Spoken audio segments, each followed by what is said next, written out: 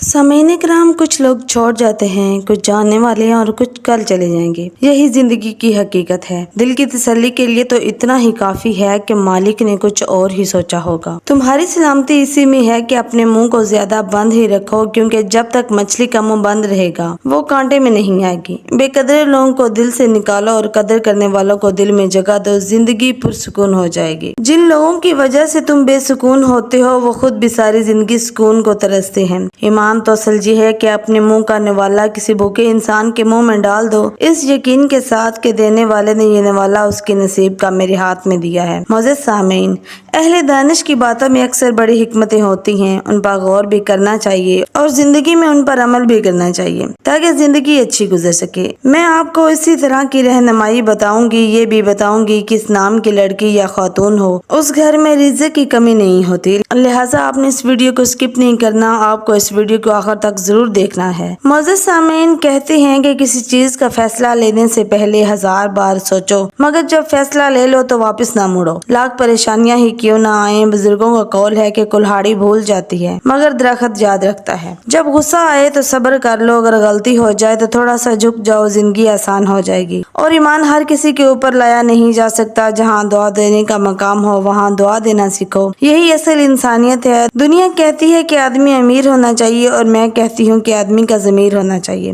کسی انسان کا دل دکھا کر سجدے وغیرہ سب بیکار ہیں۔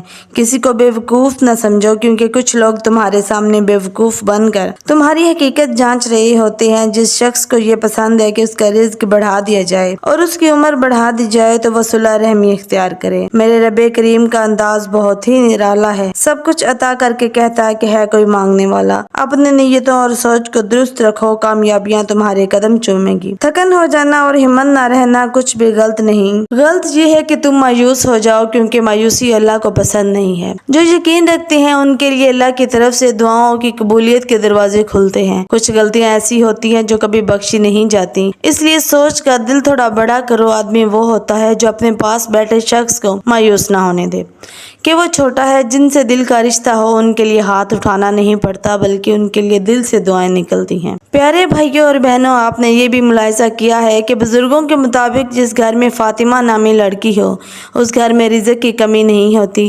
معلوم ہوا کہ یہ نام بڑا ہی بابرکت ہے، اور کیوں نہ ہو، یہ نام ہمارے پیارے نبی محترم حضرت محمد صلی اللہ علیہ وآلہ وسلم کی لخت جگر کا نام ہے۔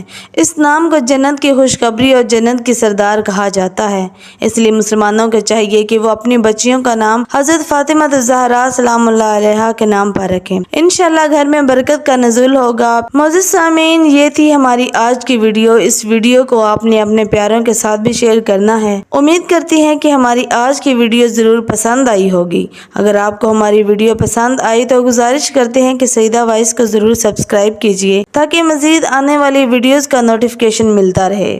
سبسکرائب کرنے کے ساتھ لائک بھی کیجیے، اپنی رائے کا اظہار کمنٹ میں ضرور کیا کیجیے۔ اللہ تعالیٰ آپ کو حفاظت میں رکھے، آمین۔